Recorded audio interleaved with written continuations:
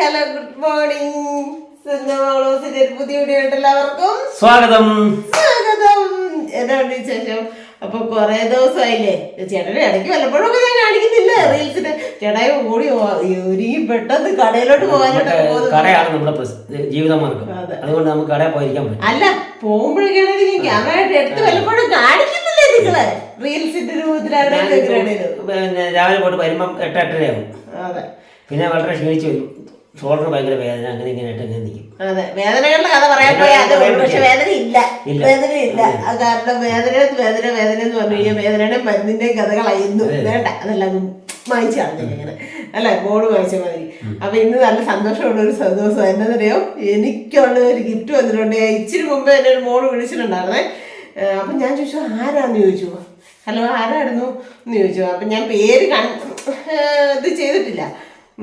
അപ്പൊ ഒരു ഫോണില് ഉള്ളൂ എന്തോ എനിക്ക് മനസ്സിലായില്ല, ആരാന്ന് എനിക്ക് മനസ്സിലായില്ല. അപ്പൊ ഞാൻ ആരാന്ന് ചോദിച്ചു. അയ്യോ എന്നെ മറന്നുപോയോ എന്ന് ചോദിച്ചു കേട്ടോ.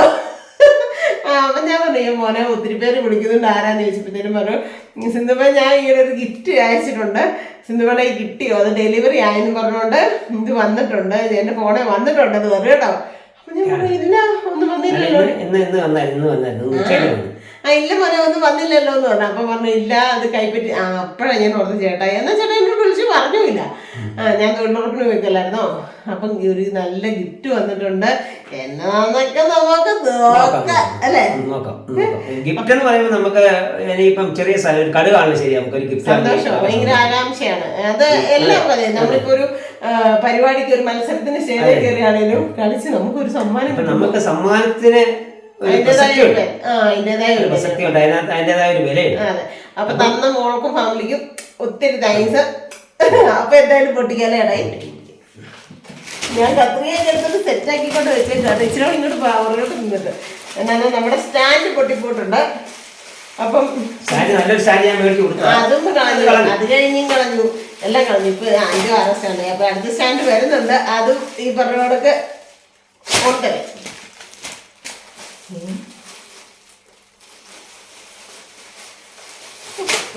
ഇതൊക്കെ ഞാൻ കത്രിയൊക്കെ എടുത്ത് വെച്ചോണ്ടിരുന്ന കേട്ടോ. പക്ഷെ എന്റെ അമ്മേ അടിപൊളി കേട്ടോ. ദൈവമേ അടിപൊളി സംഭവം, അടിപൊളി സംഭവം കേട്ടോ.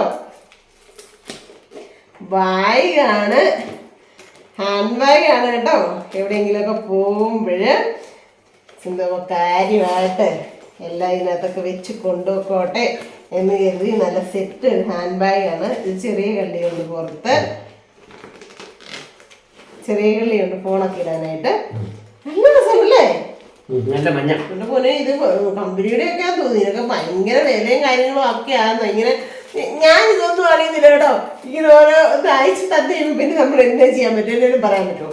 ഇങ്ങനെ ഇട്ട് ഒരു പൂക്കുണ്ട്. ഇതിങ്ങനെ ഇടാൻ സൈസാന്ന് തോന്നുന്നു കേട്ടോ. അപ്പൊ എന്തായാലും നല്ല കളറും അല്ലേ ഇടയി, നല്ല സൂപ്പർ കളറും ഭയങ്കര വിലക്കുള്ളി സാധനം. തമ്പുരാനെ ഒത്തിരി താങ്ക്സ് കേട്ടോ. എന്റെ ഒത്തിരി താങ്ക്സ് എന്റെ തമ്പുരാനെ. നല്ല രസമുണ്ട്, നല്ല ഭംഗിയായിരുന്നു. നമുക്കിടാൻ പറ്റിയല്ലോ. ദൈവമേ മതി. അപ്പൊ എനിക്ക് എന്നാലും ഭയങ്കര ഇഷ്ടമായി കേട്ടോ. നല്ല അടിപൊളി സംഭവം. അത് നല്ല മയം അല്ലേ, നല്ല സോഫ്റ്റ് ആയിട്ടിരിക്കുന്നത്. അപ്പൊ സത്യം പറഞ്ഞാൽ എന്നാ ചേട്ടാ ഇത് കണ്ടപ്പോ തോന്നുന്നേ? കണ്ടപ്പോ വളരെ സന്തോഷം തോന്നി. കാരണം നമുക്ക് നമ്മുടെ മക്കള് വരുമ്പോ ഒരു സന്തോഷമല്ലേ. അതെ, അത് ഓരോ ദിവസം അല്ലേ, ഓരോ ദിവസം സന്തോഷം. ഗിഫ്റ്റ് മാത്രമല്ല കേട്ടോ, ഓരോരുത്തരുടെ ഫോൺ വലിയ ഗിഫ്റ്റാണ് കേട്ടോ. ഫോൺ വിളിക്കുന്നത് ഭയങ്കര ഗിഫ്റ്റാണ്. ഫോൺ വിളിച്ച് നമ്മളെ ഒരു കാര്യങ്ങൾ പറയുമ്പോൾ നമ്മളെ ഒരു ആശ്വസിപ്പിക്കുമ്പോഴും, വേദനകൾ വരുമ്പോഴും, നമുക്കൊരു ദുഃഖങ്ങൾ വരുമ്പോഴും, ഒരു ദുരിതങ്ങൾ വരുമ്പോഴും നമുക്ക് വേണ്ടി പ്രാർത്ഥിക്കാനും നമുക്ക് വേണ്ടി ആശ്വാസം പകരാനും പറ്റുന്ന ഒരു കുടുംബമാണ് നമ്മുടെ കുടുംബം. സത്യം സത്യം കേട്ടോ. സിന്ധുമ ബ്ലോഗ്സിന്റെ ആ കുടുംബം എന്ന് പറഞ്ഞാൽ ഫാമിലി മെമ്പേഴ്സ് എന്ന് പറയാൻ പറ്റില്ല, നമ്മുടെ കുടുംബം. അത് തന്നെ ഞാൻ പറഞ്ഞ കുടുംബം. കുടുംബം എന്ന് പറഞ്ഞാൽ ഒരു കാട്ടുതീ പോലെയാണ്, പടർന്ന് കൊണ്ടിരിക്കും. ദൈവമേ, അതെ. ഓരോ ദിവസവും നമ്മളെ തമ്മിൽ ഓരോ പടിപടിയായിട്ട് നമുക്ക് ഭയങ്കര വലിയ ലക്ഷങ്ങളും ലക്ഷങ്ങളും ഒന്നും ഇല്ലെങ്കിൽ ഓരോ ദിവസം ഒരു ഫാമിലി മെമ്പേഴ്സെല്ലാം കയറുകയാണ് ഈ ചെയ്യുന്നത്. അതിന് ഞാൻ നിങ്ങളുടെ എല്ലാവരോടും ഞങ്ങൾക്ക് എല്ലാവർക്കും നന്ദിയുണ്ട്. അപ്പൊ ഞാൻ നമ്മള് കടയിൽ പോയി നമ്മളെ തൊഴിലുറപ്പം പോയി ഒക്കെ നമ്മൾ കഴിയുന്നില്ല. നമുക്ക് യൂട്യൂബ് കൊണ്ട് വലിയ വരുമാനമോ കാര്യങ്ങളൊന്നും ഇല്ല. പക്ഷെ അതിനെക്കൊണ്ട് വരുമാനം കിട്ടുന്നത് അതിലും വലിയൊരു വരുമാനമാണ് നമ്മൾ നിങ്ങളെ വിളിക്കുന്ന സ്നേഹവും നിങ്ങളുടെ ആ സന്തോഷവും നിങ്ങളുടെ ഒരു മനസ്സിന്റെ പങ്കുവെക്കലും രാവിലെ തരുന്ന ഗുഡ് മോർണിംഗ് ഒക്കെ അത് ഭയങ്കര ഒരു ഹാപ്പിനെസ്. സത്യം, ഒന്നും പറയാൻ നമുക്ക് ഒരിക്കലും കിട്ടാത്തൊരു ബന്ധങ്ങളൊക്കെ അതൊക്കെ. ഇപ്പൊ നമ്മൾ ഇത്രയും കാലമായിട്ട് പബ്ലിക്കിലൂടെ ഞങ്ങളെ മനസ്സിലാക്കി ഞങ്ങളുടെ എന്നാ പറയുന്നത് ഞങ്ങളുടെ ഭാഗത്ത് തെറ്റുകുറ്റങ്ങളും സന്തോഷങ്ങളും ഞങ്ങളുടെ ഉള്ളിലെ നന്മകളും ഒക്കെ മനസ്സിലാക്കി വന്നവരാ നിങ്ങൾ ഓരോ ആൾക്കാരും. അതാണ് ഞങ്ങൾക്ക് ഏറ്റവും വലിയ കിട്ടിയ ഒരു ബഹുമതി, സമ്മാനവും ഒക്കെ അല്ലേ. നമ്മളെ പറ്റി അറിയണമെങ്കിൽ ഞാൻ നേരത്തെ പറഞ്ഞിട്ടുണ്ട്, വീരോട് താലൂക്ക് ഉപ്പാറ പഞ്ചായത്ത് ഉപ്പാറ വില്ലേജ് 13-ാം വാർഡ് ഇത്ര റൂമെന്നൊക്കെ ഞാൻ പറഞ്ഞിട്ടുണ്ട്. അവിടെ വന്ന് നിങ്ങൾക്ക് അന്വേഷിക്കാം എന്തെങ്കിലും എൻ്റെ ഭാഗത്ത് എന്തെങ്കിലാണോ നമുക്ക് പിന്നെ ഞങ്ങളുടെ ദ്രോഹം ആണോ ഞങ്ങൾ നല്ലതാണോ എന്നൊക്കെ നിങ്ങൾക്ക് അന്വേഷിക്കാം. അതെ. അപ്പൊ ഇനി എന്നാ പറഞ്ഞു ചേട്ടാക്കി ഫുഡൊന്നും കൊടുത്തില്ല, ഗിഫ്റ്റ് കിട്ടി കഴിയുമ്പോൾ അതൊന്ന് പൊട്ടിച്ച് നോക്കാതെ എങ്ങനെ. അപ്പൊ ഞാൻ പറഞ്ഞു ചേട്ടായി കൂടെ വായോ നമുക്ക് 2 പേർക്കും കൂടി ഗിഫ്റ്റ് പൊട്ടിക്കാൻ ചേട്ടായി. നിങ്ങൾക്ക് എന്റെ മോൻ കണ്ടതിനെ അറിയാം, ഞാനിപ്പോ ടയർഡായിട്ടാണ്. അതെ, അടുത്ത് വന്നതേ ഉള്ളൂ, വന്ന് കുളിച്ച് അതേ ഉള്ളൂ. അപ്പൊ ഞാൻ പറഞ്ഞു എടുത്തിട്ട് ചേട്ടായി ഫുഡ് കഴിച്ചോ, ആ സമയത്ത് ബാക്കി ഞാൻ എടുത്തോളാം എന്നും പറഞ്ഞോണ്ട് നിർത്തിയതാണ് കേട്ടോ. അപ്പൊ ഇനി ചേട്ടന് പറഞ്ഞു വിശപ്പ് കൂട്ടണ്ട, നമുക്ക് ചേട്ടായിക്ക് ഫുഡൊക്കെ കൊടുത്തിട്ട് ഞാൻ ഈ ഫുഡ് കഴിച്ചു കഴിഞ്ഞാൽ പിന്നെ ഞാൻ നിമിഷം പോയി കിടക്കാം. മടുത്താ വരുന്നത്. അടുത്ത് വരുന്ന വെച്ചാൽ നമുക്ക് അതുപോലെ ഇപ്പം പ്രായമൊക്കെ ആയില്ല, നമുക്ക് പഴയ പ്രായമൊന്നും അല്ലല്ലോ. പഴയ ഒരു 50 കിലോ ചാക്കൊക്കെ ഞാനിങ്ങനെ ചുമ്മാ എളിയ വെച്ചിട്ട് വരുമായിരുന്നു. ഇപ്പൊ അതൊന്ന് 50 കിലോ ചാക്ക പൊക്കാൻ എനിക്ക് പറ്റിയത്. അത് പറഞ്ഞിട്ട് കാര്യമില്ല, ഓരോ ദിവസം ഓരോ ഇതല്ലേ. ഞാൻ ഇന്ന് തൊഴിലുറപ്പിന് പോയിട്ട് ഇങ്ങനെ കിടക്കുന്ന സ്ഥലമാണ് കേട്ടം, ഇങ്ങനെ നടക്കുന്നത്. എന്നിട്ട് നിന്നിട്ട് ചെയ്തിട്ടാന്ന് തോന്നുന്നു എനിക്കാണെങ്കിൽ കാലടക്കാൻ പറ്റില്ല. പക്ഷെ നമുക്ക് വേദനയാന്ന് പറഞ്ഞുകൊണ്ടിരുന്നത് നമുക്ക് എന്നും വേദനയാണ്.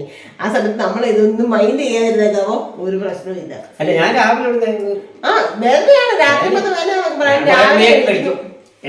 അങ്ങ് പോകുന്നു. അവിടെ ചെന്ന് കഴിയുമ്പോൾ അവരുടെ എല്ലാവരുടെയും കൂടെ കൂടി കഴിയുമ്പോൾ നമ്മുടെ വേദനയൊക്കെ പമ്പ് കിടക്കും. ഇപ്പൊ തൊഴിലുറപ്പിന് പോകുമ്പോൾ എനിക്കും അതെ.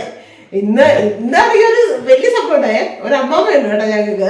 അമ്മാമ്മയില്ലേ, ഞാൻ എനിക്ക് കാല് വെച്ച് മുകളിലോട്ട് ഇങ്ങനെ പൊക്കി കയറാൻ പറ്റുന്നില്ല. അപ്പോഴത്തേക്കും ഞാൻ പറഞ്ഞു എനിക്ക് കാലിന് വേദന എടുത്തിട്ട് ഒന്നും മേല എന്നെ വയ്യാത്തവരൊക്കെ വീട്ടിൽ ഇരുന്നോളെന്ന് പറഞ്ഞു കേട്ടോ. അമ്മാമ്മയെ തമാശയാണ്. ഇന്ന് പോകണ്ടെന്ന് ചേട്ടായി പറഞ്ഞു. ഞങ്ങൾ രണ്ടുപേരേ ഉള്ളൂ, നമുക്ക് ചമ്മന്തി അരയ്ക്കാനുള്ള തേങ്ങയും ഇച്ചിരി മുളകും ഞാൻ കൊണ്ടുവരും. അരിയുണ്ട്. പക്ഷെ ഇവിടെ ഇരുന്നാ എനിക്ക് അതിലും ഇതാണ് അവരുടെ കൂടെ കുടുംബം ഉണ്ടല്ലോ, ഒരു ഭയങ്കര സന്തോഷം, ഒരു പോസിറ്റീവ് എനർജിയാണ്. അപ്പൊ അമ്മ പറഞ്ഞു വയ്യാത്തവരോടൊക്കെ ഞാൻ പറഞ്ഞിട്ടുണ്ട് വൈകി വന്നു പോകാതെ. അപ്പോഴത്തേക്കും ഞാൻ ഒന്നും വേണ്ടിയില്ല, ഞാൻ ചിരിച്ചു പിടിക്കണേ. അപ്പൊ കുമാരി ചേച്ചി വയ്യെന്ന് പറഞ്ഞോണ്ട് അവള് വീട്ടിൽ നിങ്ങളും വല്ല കൊണ്ട് കൊടുക്കുമോ അന്നത്തൊരു ബാക്കിയുള്ള കണ്ടോ കണ്ടോ അതൊരു കണ്ടോ അത് പറഞ്ഞോടൊക്കെ പിറ്റ് കാര്യമാണ് കേട്ടോ. നല്ല രസമാണ് തമാശ. അപ്പൊ തങ്കച്ചേട്ടൻ തള്ളേ നിങ്ങളല്ലേ ഇന്നാള് വൈകിട്ട് പറഞ്ഞിട്ട് നിങ്ങൾ എന്തിനാ വന്നതെന്ന് ചോദിച്ചോട്ട് അത് ആങ്ങളും പെങ്ങളും പറഞ്ഞു കേട്ടോ. അപ്പൊ അങ്ങനെ നല്ലൊരു കോമഡി രസവും കാര്യങ്ങളൊക്കെയാണ്. ചേട്ടായി പുറത്തിനൊക്കെ വേദന എടുക്കുന്നുണ്ടാന്ന് തോന്നുന്നു, നിന്ന് ഒരുമാതിരി ഗോഷ്ടിയൊക്കെ കാണിക്കുന്നുണ്ട്. അപ്പൊ എന്തായാലും ചേട്ടായിക്ക് ആ ഫുഡൊക്കെ കൊടുക്കണം. ഉറപ്പിന് പോയിട്ട് ഉച്ചയ്ക്ക് ഫുഡ് കഴിക്കാൻ വേണ്ടിയിട്ട് ഇറങ്ങി വന്നിരിക്കുന്ന സമയമാണ് കേട്ടോ. വൈകുന്നേരം വരെ നിന്നിട്ട് ചെയ്തിട്ടൊക്കെ വരുമ്പോഴത്തേക്കും പിന്നെ ഭയങ്കരമായിട്ട് മടുപ്പാവും. എന്നാണോ കുറച്ച് ദിവസമായിട്ട് ഭയങ്കര കാലിന് വേദന. എന്നാന്ന് വെച്ചാൽ ഇങ്ങനെ ഭയങ്കരമായിട്ടുള്ള കയറ്റപ്പുറം സ്ഥലമാണ് നമുക്കിപ്പോൾ പണിയാനായിട്ട് കിട്ടിയിരിക്കുന്നത്. അപ്പോൾ ഇങ്ങനെ നമ്മൾ നേരെ നിന്ന് ചെയ്യുന്ന മാതിരി അല്ലല്ലോ, അങ്ങനെ നിൽക്കുന്നതുകൊണ്ടാണെന്ന് തോന്നുന്നു ഭയങ്കര വേദനയാണ്. പിന്നെ എൻ്റെ ഇന്നാൾ നമുക്കൊരു ബോൾ സ്പ്രേ ഒക്കെ കൊണ്ട് തന്നിട്ടുണ്ടല്ലോ ഈ വേദനയ്ക്ക് വേണ്ടിയിട്ട്, അതൊക്കെ അടിച്ചുകൊണ്ടൊക്കെയാണ് രാവിലെ കയറി പോകുന്നത് കേട്ടോ. ഭയങ്കര വേദന എന്ന് വെച്ചാൽ ഭയങ്കര വേദന കാലിന്. 2-3 ദിവസമായിട്ട് ഭയങ്കര വേദനയാണ്. പച്ച തണുപ്പുള്ള മണ്ണും കൂടെയാണേ, ഈ വെള്ളത്തിൻ്റെ ഒരു നനവൊക്കെ ഉള്ള ഒരു സ്ഥലം കൂടെയാണ്. ഭയങ്കര ഒരു പിന്നെ വൃശ്ചിക മാസമാണല്ലോ, വൃശ്ചിക മാസം ആയി കഴിഞ്ഞാൽ നമുക്കറിയാമല്ലോ, വൃശ്ചിക മാസത്തിൽ വൃശ്ചിക ചാനലും ഇങ്ങനെ മൂടിക്കെട്ടി തണുപ്പും ഒക്കെ ഉള്ളൊരു കാലാവസ്ഥയാണ്. മകരമായാലോ മരം കോച്ചുന്ന മകരമാസം എന്നാണ് അല്ലേ, അതുവരെ അങ്ങനത്തെ തണുപ്പാകും എന്നാണ് പറഞ്ഞത്. തണുപ്പിൻ്റെയും കൂടെ കൊണ്ടായിരിക്കും ഭയങ്കര കാലിനൊക്കെ വേദനയും കാര്യങ്ങളും. പക്ഷേ എന്നാലും നമ്മൾ മടിച്ചിരിക്കുന്നില്ല, നമ്മൾ ഏതായാലും വീട്ടിൽ ഇരുന്നാലും വേദന തന്നെ. എന്നാൽ പിന്നെ പോകാമെന്ന് വിചാരിച്ചൊക്കെ പോവാണ് കേട്ടോ. അപ്പം ഞാൻ പോയി ഉച്ചവരെയുള്ള പരിപാടിയൊക്കെ കഴിഞ്ഞിട്ട് ഇറങ്ങി വന്നതാണ്. അപ്പം ഞാനോട് തന്നെ വീഡിയോ എടുത്തിട്ട് പോകാൻ വൈകിട്ട് വരുമ്പോഴത്തേനും മടുപ്പാകില്ലേ. ചിലതൊക്കെ ചില കാര്യങ്ങൾ കാണുമ്പോഴും കേൾക്കുമ്പോഴൊക്കെ നമുക്ക് എന്താ പറയുന്നത് അത്ഭുതങ്ങൾ തോന്നുകയാണ് കേട്ടോ. ഒരു പരിധി വരെ എന്താ പറയുന്നത്, അത്ഭുതം എന്നല്ലാണ്ട് പറയാനായിട്ട് പറ്റത്തില്ല. അങ്ങനത്തെ ഒരു ഇതിലൂടെയാണ് ഇപ്പം നമ്മൾ പൊയ്ക്കൊണ്ടിരിക്കുന്നത്. എന്നാ അതിന് പറയണ്ടേന്ന് എനിക്കറിയത്തില്ല. എൻ്റെ ഭഗവാനെ, എൻ്റെ മാതാവേ, ഒന്നും പറയണ്ട. പണമാണ് വില്ലൻ. ഞാൻ നോക്കിയിട്ട് പണം തന്നെയാണ് കേട്ടോ വില്ലൻ. ഒരു പരിധി കഴിഞ്ഞാൽ പണം ആവശ്യത്തിലധികം എന്നാ പറയുന്നത് നമ്മുടെ കൈകളിലോട്ട് വന്നു കഴിഞ്ഞാൽ പിന്നെ നമുക്ക് നമ്മുടെ സ്വന്തവും ബന്ധവും പുക്കിൾക്കൊടി ബന്ധവും ജന്മം നൽകിയ അപ്പനും ഒക്കെ അന്യരാകും. പിന്നെ അവരൊക്കെ വലിയ ക്രിമിനൽസും വലിയ കുറ്റവാളികളും പിന്നെ ഒത്തിരി മോശപ്പെട്ട വ്യക്തികളും ഒക്കെ ആകും കേട്ടോ. അങ്ങനെയാണിപ്പം ലോകത്തിൻ്റെ ഒരു പോക്ക്. എന്തെങ്കിലുമൊക്കെ ആവട്ടെ, ഇതിനെല്ലാത്തിനും ഒരു എന്താ പറയുന്നത് പ്രതിഫലം തരുന്ന ഒരാൾ ഉണ്ട്, ഉറപ്പല്ലേ? ദൈവമേ, നമ്മളൊക്കെ നമ്മുടെ കാരണവന്മാരെയൊക്കെ എത്രമാത്രം ബഹുമാനിച്ചു, എത്രമാത്രം സ്നേഹിച്ചു. എൻ്റെ ചാച്ചനമ്മയൊക്കെ ഉണ്ടല്ലോ, ഒന്നും അല്ലാണ്ട് അവത്തിന് നല്ല ചുട്ടടി തരുമായിരുന്നു. ചാച്ചൻ അതിലല്ലോ അമ്മ തരുമായിരുന്നു നല്ലടി. അതുകൊണ്ട് തന്നെ ദേഷ്യം വന്നാൽ എന്തൊക്കെ വഴക്ക് പറയുമായിരുന്നു. ഇറങ്ങിപ്പോടാ, നീയൊക്കെ പോയി എല്ലാന്നപ്പോൾ കൂട്ടായോട് മോനായോട് സന്തോഷമുണ്ട് ഒക്കെ പറയുമായിരുന്നു, എന്തെങ്കിലുമൊക്കെ ദേഷ്യപ്പെടുകയൊക്കെ ചെയ്യുമ്പോൾ. പക്ഷെ അങ്ങനെ പറയുന്ന അന്നേരം ഇറങ്ങിപ്പോയി എന്നാ പറയുന്നത്, ഇനി ഞാനെന്നാ അപ്പനമ്മ അങ്ങനെയല്ലേ, ചാച്ചൻ അങ്ങനെയല്ലേ, അമ്മ ഇങ്ങനെയല്ലേ, അങ്ങനെയൊന്നും നമ്മുടെ കഴിഞ്ഞ ഒരു തലമുറയൊന്നും അങ്ങനെയല്ലായിരുന്നു. പക്ഷേ ഇനി പോകെ ഈ പറഞ്ഞ കണക്ക് ഓരോന്നും ലോകാവസാനം മുടക്ക് ആടെന്ന് തോന്നുന്നു. അതിനുള്ള ഒരുക്കങ്ങളൊക്കെ ആടെന്ന് തോന്നുന്നു ഇപ്പം കണ്ടുകൊണ്ടിരിക്കുന്ന ഓരോ കാഴ്ചകൾ. എൻ്റെ പൊന്നു ഭഗവാനെ, അത്ഭുതം തോന്നും കേട്ടോ. കാരണം ഭയങ്കര സ്നേഹവും സ്വരുമയൊക്കെ ഉള്ളിടത്തൊക്കെ ഇങ്ങനെയുള്ള കലഹങ്ങളും കാര്യങ്ങളും വരുമ്പോൾ എന്താ പറയുന്നത്, ഞാൻ ആരെയും ഇതാക്കി പറയല്ല. മനുഷ്യരാണ്, എല്ലാവരുടെയും ശരീരത്തോടെ ചോരയും നീരുമാണ് ഓടുന്നത്. എല്ലാവർക്കും ദേഷ്യവും വികാരവും എല്ലാം ഉണ്ട്. ഇതിനകത്തെ ഏറ്റവും വലിയ വില്ലൻ എന്ന് പറയുന്നത് പണമാണ്. നമുക്കൊരു പരിധി കഴിഞ്ഞ് പണം ഇല്ലാണ്ട് നമുക്ക് ഒരു കാര്യവും നടക്കത്തില്ല, ശരിയല്ലേ? കാശില്ലാണ്ട് നമുക്ക് ഒരു കാര്യവും നടക്കത്തില്ല. പുറത്തോട്ട് ഒന്ന് ഇറങ്ങണമെങ്കിൽ ഇപ്പം നിസ്സാര ഉപ്പാറോ പറയുന്നു പോട്ട് പറഞ്ഞാൽ ഒരു 500 രൂപ നമുക്ക് അങ്ങോട്ട് പോയി 2 കിലോ പഴം മേടിച്ചു, അല്ലെ ഇപ്പുറത്ത് കണ്ടപ്പോൾ ഒരു തണ്ണിമത്തം കണ്ടോ മേടിച്ചു, അല്ലെ ഇങ്ങോട്ട് വന്നപ്പോൾ മീൻ വിളിക്കുന്നു, അപ്പോൾ ഒരു 100 രൂപയുടെ മീൻ മേടിച്ചു. എങ്ങനെയായാലും 500 ചിലവായോ? അങ്ങനെ നമുക്ക് ആവശ്യത്തിന് പണം വേണം. പക്ഷെ ആവശ്യത്തിലധികമായ പണം എന്ന് പറയുന്ന ഒരു വലിയ പിശാച് തന്നെയാണ്. നമുക്ക് സൂക്ഷിക്കാൻ പറ്റത്തില്ല. ഒന്നോർത്ത് നോക്കി, ഭയങ്കര കാശാ. ഇപ്പം എനിക്ക് നിറച്ച് കാശാ, ദൈവമേ, രാത്രി ഉറങ്ങാൻ പറ്റുമോ? ഉറപ്പായിട്ടും ഉറങ്ങാൻ പറ്റത്തില്ല. അയ്യോ, കഥ പൊട്ടിപ്പൊളിച്ച് വരുമോ, അതോ നമ്മളെ കൊന്നിട്ട് പോവോ? നമ്മുടെ കാശുണ്ടല്ലോ എന്ന് ഓർത്തോ ഉറക്കം വരികയില്ല, ഉറങ്ങാതിരിക്കും. ആ സമയത്ത് നമുക്ക് ആവശ്യത്തിനുള്ള അന്നത്തെ ഭക്ഷണമേ ഉള്ളൂ, അന്നത്തെ കാര്യങ്ങളും നടന്നു കിട്ടുകയാണെങ്കിൽ നമുക്ക് ഒന്നും വേണ്ട. നമുക്ക് നല്ല തൃപ്തിയായിട്ട് ഫുഡും കഴിച്ചിട്ട് സമാധാനമായിട്ട് കിടന്നുറങ്ങാം, ശരിയല്ലേ? പക്ഷേ ഇതിൽ നിന്നെല്ലാം ഒരു വ്യത്യസ്ത കൂട്ടരുണ്ട്. ഒത്തിരി പണങ്ങളും പൂർവികന്മാർ മുതൽ അവരുടെ തലമുറയായിട്ട് സ്വത്തും മുതലും ഒക്കെ ഉള്ളവർക്കുണ്ടല്ലോ, ഇതൊന്നും ഒരു ഭാരവും അല്ല, ഒരു ശല്യവും അല്ല. ഒന്നിനെക്കുറിച്ച് ഓർത്ത് ആവലാതിയില്ല, പേടിയില്ല. കാരണം കണ്ടു മുഷിഞ്ഞവനോട് കടം ചോദിക്കണം, ഉണ്ടു മുഷിഞ്ഞവനോട് ഉരുള ചോദിക്കണം. പെട്ടെന്ന് കൂണ് മുളച്ചു പൊങ്ങി പോണൊക്കെ പെട്ടെന്ന് ഇച്ചിരി പൈസയൊക്കെ ഉണ്ടാകുന്നവരില്ലേ, അവരുടെ ഇടയിലാണ് ഇങ്ങനെയുള്ള പ്രശ്നങ്ങളും കാര്യങ്ങളും ഒക്കെ വരുന്നത്. സത്യം ഞാൻ പറയുക, ഓർക്കാപ്പുറത്ത് നമ്മുടെ കൈ നിറച്ച് കാശൊക്കെ കിട്ടുമ്പോഴത്തേക്കുവേ പിന്നെ അപ്പൻ എന്നത് അമ്മ എന്നത് അപ്പൻ. എന്തായാലും ഒത്തിരി വിഷമിപ്പിക്കുന്ന കാഴ്ചകളൊക്കെയാണ് ഇപ്പം കണ്ണിനും മനസ്സിനും ഒക്കെ കണ്ടുകൊണ്ടും കേട്ടുകൊണ്ടും ചെവിക്കും ഒക്കെ കണ്ടുകൊണ്ടും കേട്ടുകൊണ്ടും ഒക്കെ ഇരിക്കുന്നത്. സത്യം മനസ്സിന് വല്ലാണ്ടൊരു വേദന കിട്ടിക്കൊണ്ടിരിക്കുകയാണ് കേട്ടോ. കാരണം ഓരോ രീതിയിലും നമ്മൾ അനുഭവിച്ച ഓരോ കാര്യങ്ങളും കൂടെ കാണുമ്പോഴത്തേക്കുമേ നമുക്ക് ആ ഒരു ഇതിലൂടെ പോയ വ്യക്തികളാണെങ്കിൽ നമുക്ക് പെട്ടെന്നത് മനസ്സിലാകാൻ പറ്റും. ദൈവമേ, ആർക്കും ഒരവതരണത്തും വരുത്താണ്ടിരിക്കട്ടെ എന്നൊക്കെ നമ്മൾ പ്രാർത്ഥിക്കുക. അതേ നമുക്ക് ചെയ്യാൻ പറ്റത്തുള്ളൂ. കാരണം ഭയങ്കരമായിട്ടും മനസ്സിന് വേദന തട്ടുന്ന രീതിയിലുള്ള ഓരോ കാഴ്ചകൾ കാണുകയും കേൾക്കുകയും ചെയ്യുന്നു ഇപ്പം കുറേ ദിവസങ്ങളായിട്ട്. ഒരു പരിധി വരെ എൻ്റെ ഒരു അഭിപ്രായം ഞാൻ പറയാം കേട്ടോ, നമ്മുടെ ഫാമിലി മെമ്പേഴ്സിനോട്. ഒരു പരിധി വരെ മക്കൾ വിവാഹപ്രായമായാൽ, അത് പെണ്ണായിക്കോട്ടെ ആണായിക്കോട്ടെ, കല്യാണം കഴിഞ്ഞ് കഴിഞ്ഞാൽ ഒരു കാരണവശാലും വീടുകളിൽ സ്വന്തം തറവാട്ടിൽ നിർത്താതിരിക്കുക, മാറ്റി താമസിക്കുക. പുറത്തൊക്കെ കണ്ടിട്ടുണ്ടോ? പുറത്തൊക്കെ ഈ അറബികളൊക്കെ ആണെങ്കിലും അല്ലെങ്കിൽ ഒത്തിരി ആൾക്കാരെ ഞാൻ കണ്ടിട്ടുണ്ട്, ഇംഗ്ലീഷുകാരൊക്കെ ആണെങ്കിലും അവർ കല്യാണം കൂടിപ്പോയ 10 ദിവസമൊക്കെ ഒന്ന് വീട്ടിലെല്ലാവരുമായിട്ട് നടിച്ചു കുടിച്ച് സന്തോഷമായി അവർ അടുത്ത വീട്ടിലോട്ട് പോവുകയാണ് ചെയ്യുന്നത്. അവരുടേതായ കാര്യങ്ങൾ നോക്കി. അപ്പോൾ അവരുടെ കുടുംബത്തെ എന്താ പറയുന്നത്, ഇപ്പോൾ ഒരാൾ കല്യാണം കഴിച്ചു, ഒരു ആൺകുട്ടി കല്യാണം കഴിച്ചു, അവൻ്റെ ഭാര്യയും അവനും തന്നെ ആകുമ്പോൾ അവരുടെ ഇടയിലുള്ള പ്രശ്നങ്ങൾ അവർ തന്നെ അങ്ങ് തീർത്തോളും.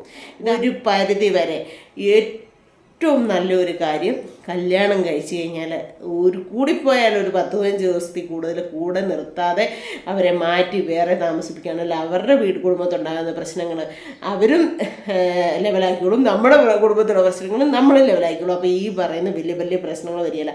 അല്ലാണ്ട് എൻ്റെ ഒരു അഭിപ്രായമാണ് ഞാൻ പറഞ്ഞത് കേട്ടോ, ഒരു പരിധി വരെ. പക്ഷേ ചില മക്കളുണ്ട് പേരൻസിനെ ഇട്ടിട്ട് പോകത്തില്ല, പേരൻസിന് കൂടെ സ്വരമയായിട്ട്. അത് ചില കുടുംബത്തിൽ വരുന്ന കുഞ്ഞുങ്ങളുമുണ്ട്, ഞങ്ങൾ വന്നു കയറിയ വീടാണ് ഇതെന്ന് കരുതി അങ്ങനെ നല്ല രീതിയിൽ പോകുന്ന കുടുംബങ്ങളുണ്ട്. ഇല്ലെന്നല്ല, ഞാൻ മൊത്തത്തിൽ അടച്ചു പറഞ്ഞതല്ല.